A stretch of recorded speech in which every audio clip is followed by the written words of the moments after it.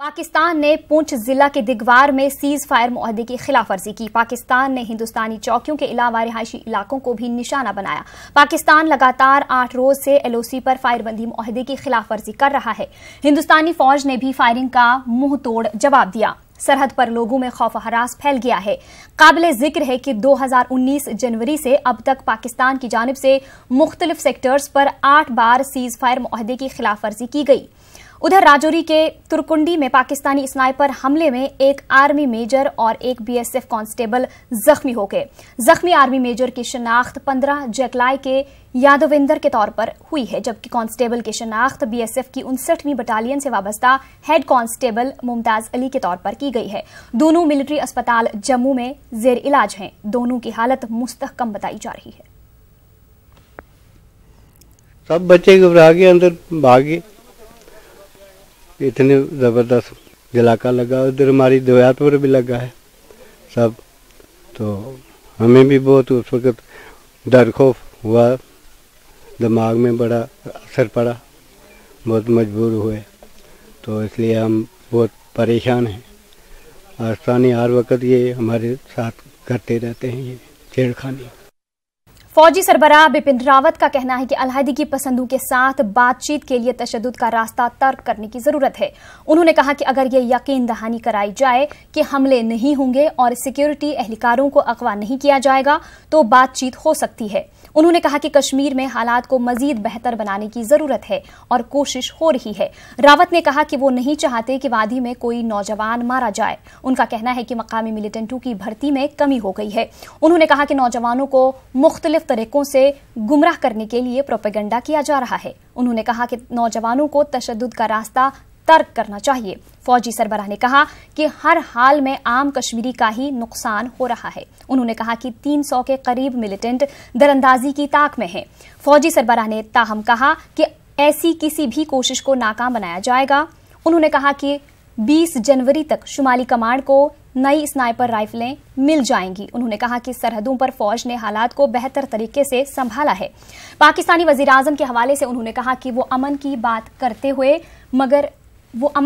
तो करते हैं मगर जमीनी सतह पर ऐसा कुछ नजर नहीं आ रहा है। शाह फैसल के हवाले से रावत ने कहा कि अगर वो सियासत में कदम रखते हैं तो उन्हें कश्मीर के लिए कुछ अच्छा करना चाहिए। You all are all well aware. We are gradually moving forward to bring the situation under better control. I am not saying that the situation in J&K is completely under control. It needs to be brought under better control.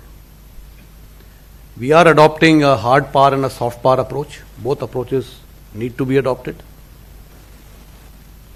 But the offer to the terrorists who come over ground, look at peace, is always there. Because ultimately, who's getting affected by all this? The people of Kashmir themselves. Based on violence being perpetrated by their own people. We are only facilitators of peace. We are there to ensure that peace returns to the valley. And with that narrative, I think we have succeeded to a large extent in the northeast. Large number of groups have decided to negotiate on our terms. I think there is a kind of peace, and I think we are moving forward in ensuring better peace in these areas. I think if that is what can happen, there will be harmony. At the same time, I would also like to say that there are some issues which have to be taken in context. It is not that one size fits all is the policy we can adopt. We may be adopting a policy with one faction based on their conditions. The same policy may not be acceptable to the other group. And therefore, you cannot always say that, just because this is being done there, why this is not being replicated here. It doesn't happen that way. Each one has to be taken based on what the requirements are, what the concern is, what the demands are, what the situation is, and where do the people stand with regard to their status. I think that is what we need to understand. General commanding officer major general Ranbir Singh ने कहा है कि फौज वादी में militancy को खत्म करने में काफी हद तक कामयाब हुई है। सिंह ने वादी में नौजवानों के मिलिटेंट के सफ़ों में शामिल होने पर तशवीश का इजहार करते हुए कहा कि हुकूमत, असातिज़ा और वालिदैन पर यह फर्ज है कि वो अपने बच्चों को गलत कदम उठाने से बाज रखें। Operations have continued unabated. Similarly, in the hinterland, our operations are working on very int-based, intelligence-based surgical operations. And it is to the credit of the Awam and the youth of Kashmir that there is a lot of flow of information. And because of that, we have been able to achieve huge security successes in the past 1 year. You all are aware that we have been able to inflict more than 250 terrorists who have been killed in the last 1 year. Over 50 who have been apprehended and about 5 who have surrendered. So this is a huge success as far as the security operations are concerned. Sometimes we have conducted operations wherein there are some terrorists who get neutralized who are from the Jaish and some who are from the other tanzeems. So there is a continuous assessment which is carried out, and I wish to assure you that we are in total control of the situation as far as the hinterland is concerned, as also on the line of control. Like I said, our youth has got a lot of knowledge. There is a lot of hope. There is huge capability. There is huge potential. We are all working together to ensure that their energies are channelized in the right direction for the good of our state as also our country. CPIM के senior leader Mohammad Yusuf Tarigami ने कहा है कि election commission of India को चाहिए कि वो रियासत में जल्द अज जल्द इंतखाबात का ऐलान करें। उन्होंने इंतखाबात को रियासती सियासत के लिए अहम करार दिया। आर्मी चीफ के बयान पर उन्होंने कहा कि ये सियासतदानों के हद इख्तियार में है किससे बात की जाए और किससे नहीं। उनका कहना है कि फौज का इस मसले के साथ कोई ताल्लुक नहीं। तारिगामी कुलगाम में वर्करों के एक कन्वेंशन से खिताब कर रहे थे। इलेक्शंस जितनी जल्दी मुमकिन हो सके और जो सुप्रीम कोर्ट की डायरेक्शंस हैं, रेजोल्यूशन से लेकर 6 महीने के अंदर चुनाव होने चाहिए। इसमें बगैर किसी मसलहत के गवर्नमेंट ऑफ इंडिया को, इलेक्शन कमीशन को फैसला लेना चाहिए। लेकिन इसके साथ ही मेरी अपील है पॉलिटिकल पार्टीज से कि कश्मीरी आवाम जिस नाजुक दौर से गुजर रहे हैं, रियासत, पूरी रियासत, उसका मुहासबा करने की जरूरत है और जरूरी है कि हर पॉलिटिकल पार्टी अपने गिरेबान में झांके क्या कहा था, क्या किया गया। आर्मी जनरल आपसे ऐसी मामलात के बारे में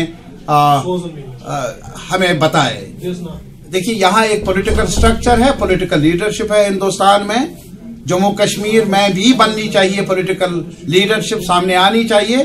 तो लाजमी तौर पर ये पॉलिटिकल मसाइल हैं जिनके बारे में इनिशिएटिव लिया जाना चाहिए पॉलिटिकल पार्टीज की तरफ से। मेरा मशवरा है कि आर्मी के सरबराह को चाहिए कि वो अपने दायरे इख्तियार में ही रहे, वही मुनासिब होगा। अवामी इत्तेहाद पार्टी के चेयरमैन इंजीनियर अब्दुल रशीद ने आईएएस टॉपर शाह फैसल को सियासत में आने के लिए खैर मकदम किया। इंजीनियर रशीद ने कहा कि अगर शाह फैसल उनकी पार्टी में शमूलियत इख्तियार करते हैं तो वो उनका इस्तकबाल करेंगे। उन्होंने कहा कि शाह फैसल को ये फैसला सोच समझ कर करना चाहिए कि वो कहां से अपना सियासी सफर शुरू करेंगे। इन ख्यालात का इजहार इंजीनियर रशीद ने प्रेस क्लब श्रीनगर में एक प्रेस कॉन्फ्रेंस से खिताब करते हुए किया। खुलूस की बुनियाद पर हम शाह फैसल साहब से कहेंगे, उन्होंने मुशावरत की बात की, उन्होंने कहा कि लोग मुझे फीडबैक दे दें। I thought it proper to put it in public domain and make a humble submission and appeal to Shah Faisal साहब वो फैसला करें जो उनके स्टेटस और उनके स्टेचर और उनके दावों के मुताबिक हो।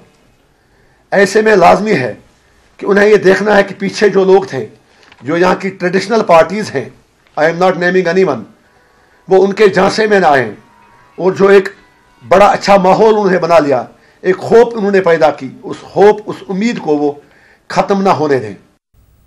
डॉक्टर्स एसोसिएशन कश्मीर की जानिब से गर्मी के आलात के इस्तेमाल के हवाले से लोगों के लिए हिदायत जारी की गई हैं। डॉक्टरों का कहना है कि रवां साल गैस और तेल खाकी से चलने वाली बुखारी और पावर ब्लैंकेट का ज्यादा इस्तेमाल हो रहा है। इसके सबब अमवात में भी इजाफा हुआ है। एसोसिएशन के सदर डॉक्टर सुहेल नायक का कहना है कि गैस बुखारी के इस्तेमाल से आए रोज दम घुटने के मामलात सामने आ रहे हैं। ऐसा ही एक वाकया कुछ रोज कबल बेमिना में पेश आया था। इसमें एक ही कुंबे के 5 अफराद की मौत हो गई थी। एसोसिएशन ने लोगों से अपील की है कि वो पेट्रोलियम या गैस से चलने वाले आलात को इस्तेमाल में लाने से पहले कुछ चीजों का खुसूसी ख्याल रखें। डॉक्टर नायक ने कहा कि ऐसे हालात इस्तेमाल में लाते वक्त हवा के आने जाने का बेहतर इंतजाम करना चाहिए। कार्बन डाइऑक्साइड मॉनिटर की जरूरत पर भी उन्होंने जोर दिया। बंदा इसके सामने बैठता है, उसको धीरे धीरे नींद पड़ जाती है कार्बन मोनोऑक्साइड पॉइजनिंग से। और कभी हमने देखा कि पिछले दिनों बेमिना में पूरी फैमिली की डेथ हुई। हम लोगों को ये अपील करते हैं आपके माध्यम से कि हमने डॉक्टर्स एसोसिएशन कश्मीर ने पूरे डिस्ट्रिक्ट सब डिस्ट्रिक्ट हॉस्पिटल से डाटा कलेक्ट किया, तो हमें उस डाटा से ये मिला कि सबसे डेंजरस जो हीटिंग अरेंजमेंट्स में आज हमें मिलता है वो गैस बुखारीज है। उसके बाद हमें मिला इलेक्ट्रिक ब्लैंकेट भी डेथ करती है और कैरोसिन बुखारियाँ भी डेथ करती है। उस डाटा का हमने जो प्रिलिमिनरी व्यू लिया उसमें हमें ये लगा कि जो हमाम है वो सेफेस्ट मोड है और उसके बाद जो एसीज या इलेक्ट्रिकल गैजेट जो ब्लोवर्स है वो सेफेस्ट मोड है। लोग in the stage of unconscious आते हैं हर रोज इसी बुखारी की वजह से एडमिट होते हैं, उनको ऑक्सीजन देते हैं, फिर घर जाते हैं। तो हम लोगों को ये कहते हैं कि ये आपके माध्यम से कि काफ़ी डेंजर है ये बुखारी। बांडीपुरा के सरहदी इलाके गुरेज के लिए हवाई सर्विस दोबारा बहाल की गई है। इलाके के लिए 2 परवाजें चलाई गईं। पूरे गुरेज में अंदरूनी सड़कों से बर्फ हटाने के अलावा मैकेनिकल इंजीनियरिंग महकमे ने गुरेज तुलेल सड़क से भी बर्फ हटाने का मुकम्मल काम किया है। बीकन ने मनफी दर्जा हरारत के चलते 85 किलोमीटर लंबी बांडीपुरा गुरेज सड़क को दोबारा खोलने के लिए बर्फ हटाने का काम आखिरी मरहले में पहुंचा दिया है। नेशनल कॉन्फ्रेंस लीडर नजीर गुरेजी ने सूबाई इंतजामिया से तुलेल के मुख्तलिफ मकामात तक भी हवाई सर्विस चलाने का मुतालबा किया है। पीडीपी लीडर फकीर मोहम्मद खान ने भी सड़क खोलने के हवाले से जिला इंतजामिया बांडीपुरा का शुक्रिया अदा किया। टेक्निकल डिवीजन ने जो है आज तिलेल का रोड जो है वो खोल दिया है पूरा। मौसम साफ रहने की सूरत में जो है गुरेज रोड पे कल से गाड़ियां चलना शुरू हो जाएंगी। ट्रैफिक की आमद रफ्त इससे काफ़ी फ़ायदा होगा। और साथ साथ में जो एयर कनेक्टिविटी है वो भी बहाल की गई है। बेसिकली पैसेंजर ना होने की वजह से जो है वो हवाई जहाज़ आज तक नहीं चल सका और अब पैसेंजर आ रहे हैं तो हवाई सर्विस भी शुरू हो गई है। डीसी चौधरी इकबाल साहब बांडीपोरा के और एसएसपी साहब जुल्फिकार दोनों का दौरा हो गया। डीसी साहब शाहिद इकबाल चौधरी साहब का यहाँ की आवाम की तरफ से, गुरेज और तिलेल के आवाम की तरफ से शुक्रिया अदा करता हूँ। जिला पुलवामा के पाहू इलाके में आज सुबह मकामी लोगों ने एक नौजवान को आस्तान आलिया में कुछ तोड़फोड़ की पादाश में पकड़ लिया और उसे पुलिस के हवाले किया। काकापुरा पुलिस इफ्तिताही तफ्तीश से ये जाहिर हुआ है कि मुतल्लिका शख्स का दिमागी तवाजुन ठीक नहीं है। वो जिला कुलगाम के केमू इलाके से ताल्लुक रखता है। वो PhD डिग्री याफ्ता है। पूरी तफ्तीश के बाद मुतल्लिका नौजवान को अहले खाना के हवाले कर दिया गया है। इलाके में इस वाक़े के खिलाफ एहतिजाजी मुजाहरे भी हुए थे। पुलिस ने पाहू इलाके की औकाफ कमेटी की निगरानी में तहकीकात अमल में लाई है। अनफॉर्चुनेटली वो एक साइकियाट्रिक मरीज़ है तो इसलिए इसने हरकत की है। अब हमने पूरा क्लियर किया। मेरे साथ 4-5 और बंदे थे, गांव की नुमाइंदगी कर रहे थे। इसके घर वाले आ गए, उसकी माँ आ गई। ये पूरा अब क्लियर हो गया कि ये कोई एरा गिरा आदमी नहीं है, बल्कि सिर्फ नफ्सियाती बीमार है। वादी कश्मीर में पॉलीथीन का इस्तेमाल लगातार जारी है। रियासत में भी 50 से ज्यादा माइक्रॉन्स वाले पॉलीथीन बैग्स पर पाबंदी है। ताहम इस पाबंदी का कोई असर नहीं दिखाई दे रहा है। माहिरीन का मानना है कि रियासत में पॉलीथीन दूसरी रियासतों से लाए जाते हैं। पेश है श्रीनगर से news 18 associate editor Shabir Ahmad की ये रिपोर्ट।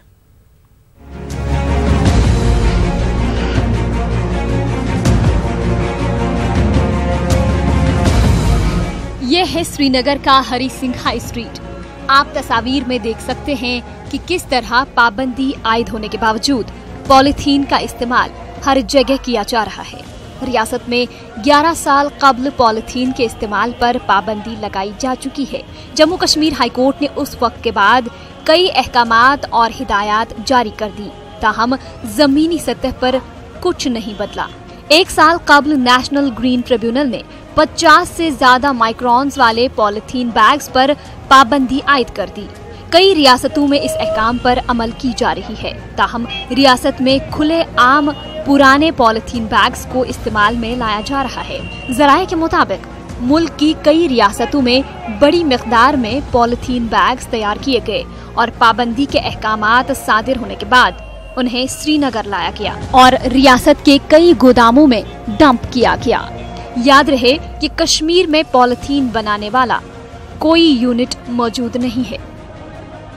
मगर ये गवर्नमेंट की गलती है या उन अफसरों की गलती है जो इनको छूट देते हैं। शहरी की जिम्मेदारी है, पहले आम शहरी की जिम्मेदारी है, उसको नहीं लेना चाहिए था मगर मजबूरी है, क्या करेंगे। आपने लिया मगर हमने लिया, हाँ झूठ क्यों बोलेंगे, हमने लिया। ठेला खरीद सकते थे 10 और 2 ठेले, देखो कितने ठेले में मेरे साथ है। सब्जी खरीदने हैं इसलिए मैंने पहले ये लाया, ये बैग मैंने पहले लाया। लोगों में अवेयरनेस होनी चाहिए, ये स्टेप गवर्नमेंट को उठाना चाहिए, चाहे रेडियो के जरिए, चाहे टीवी के जरिए, चाहे न्यूज़पेपर के जरिए। लोगों को ये लोग अवेयर होने चाहिए कि नहीं पॉलिथीन नहीं यूज करना है, हमें ये बैग यूज करना है।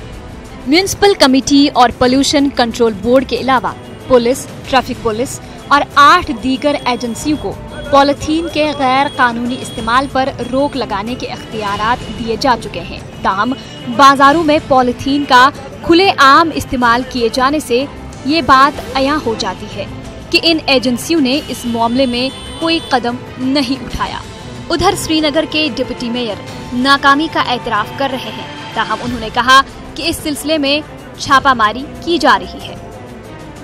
Polythene is coming from outside.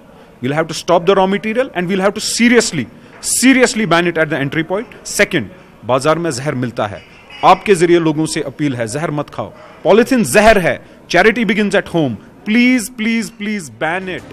Pollution control board के रीजनल डायरेक्टर सैयद नसीम हुसैन का कहना है कि 2 चेकिंग पॉइंट्स लखनपुर और लोअर मुंडा होने के बावजूद कहीं न कहीं चूक हो रही है। सैयद नसीम ने कहा कि कश्मीर को पुराने पॉलिथीन बैग्स का डंपिंग साइट बना दिया गया है। उन्होंने कहा कि कश्मीर भेजने के लिए पॉलिथीन की स्मगलिंग की जा रही है। सैयद नसीम ने कहा अगरचे महकमे की जानिब से पॉलिथीन बैग्स के कई टन जब्त किए जा चुके हैं, ताहम अभी तक गोदामों में काफी ज्यादा पॉलिथीन बैग्स मौजूद हैं। देखिए, चेक पोस्ट की भी अपनी एक लेवल ऑफ कॉम्पिटेंस भी है और एक उसकी अपनी लिमिटेशंस भी हैं। Thousands of vehicles every day come into the state, thousands of vehicles, और उसमें there are different sort of commodities which are actually packed into it. You cannot open each and every truck of it. अगर आप एक truck को खोल के from A to Z खोलना शुरू कर दें तब तक तो 100 ट्रक तो ऐसे गुजर जाएंगे। How much manpower do we have? Probably 5-6 people on that check post. इतनी होगी, इससे ज़्यादा तो नहीं होगी। तो अपनी तरफ से बेचारे वो कोशिश कर रहे हैं, they are working day and night, but the quantum of problem that we are having is actually beyond our present resources. National green tribunal के अहकामात के मुताबिक हर पॉलिथीन बैग पर इसको तैयार करने में इस्तेमाल में लाए गए माइक्रॉन्स की मिकदार लिखी जानी चाहिए। साथ ही तैयार करने वाले यूनिट का भी जिक्र हो। ताहम कश्मीर में इस तरह का कोई पॉलिथीन बैग मौजूद नहीं है। न ही दुकानदारों और न ही आम लोगों को इसकी जानकारी है कि माइक्रॉन्स की मिकदार कितनी हो। मुल्क की कई रियासतों की तरह जम्मू कश्मीर में भी पॉलिथीन थैलियों के इस्तेमाल पे पाबंदी है जो 50 माइक्रॉन से कम हो। माइक्रॉन की हद तो छोड़िए, यहाँ साल से जो पॉलिथीन थैले जो बहुत ही मुज़िर हैं वही चलते हैं। और हालांकि यहाँ पे कई इदारों को, तकरीबन 8 इदारों को ये जिम्मेदारी दी गई है कि वो इन थैलियों के इस्तेमाल को रोकें और इन पे पाबंदी का इतलाक करें, लेकिन अभी तक कुछ भी नहीं हो रहा है। आप देख सकते हैं कि कई लोग यहाँ पे हैं जिनके पास इन थैलियों के मुतबादिल हैं, मौजूद हैं, लेकिन ख़रीदार हैं कि वो इसका इस्तेमाल नहीं करते। तो जाहिर सी बात है कि ये जिम्मेदारी सिर्फ सरकारी इदारों की नहीं है, बल्कि हम सबको पॉलीथीन के खिलाफ इस मुहिम में शामिल होना पड़ेगा। शबीर शाह के साथ शबीर अहमद, न्यूज़ 18 उर्दू, श्रीनगर। एनसी सदर डॉक्टर फारूक अब्दुल्ला ने कहा कि हम पाकिस्तानी नहीं हैं और हमें पाकिस्तानी बनाने की कोशिश ना की जाए। फारूक अब्दुल्ला ने आज कोलकाता में इन बातों का इजहार किया। उन्होंने कहा कि कश्मीर मसले का हल अमेरिका और रूस में नहीं अपने घर में निकलेगा। उन्होंने कहा कि कश्मीर को ताकत से नहीं मोहब्बत से जीता जा सकता है। जब तक तुम हमसे इंसाफ नहीं करोगे कश्मीर चलता रहेगा और अफसोस से मुझे कहना पड़ता है हिंदुस्तान भी उसकी जड़ बन जाएगा। We will not burn alone. हम तो डूबे हैं सनम, तुमको भी डूबेगा। इससे याद रखिएगा, शायर ने बहुत अच्छा कहा, न समझोगे तो मिट जाओगे है हिंदुस्तान वालों, न समझोगे तो मिट जाओगे है हिंदुस्तान वालों, तुम्हारी दास्तान न होगी दास्तानों में, तुम्हारी बर्बादी के मशवरे हो रहे हैं आसमानों में। वही बात, कुछ वेस्टेड इंटरेस्ट है। हमारी मुसीबत ये है कि वेस्टेड इंटरेस्ट जो है वो इतना अब मजबूत हो गया है, वो वेस्टेड इंटरेस्ट न तो पाकिस्तान में पीस चाहता है तो हिंदुस्तान में कि जिस दिन पीस आ जाएगा उनकी जो वो रोजी रोटी है वो बंद हो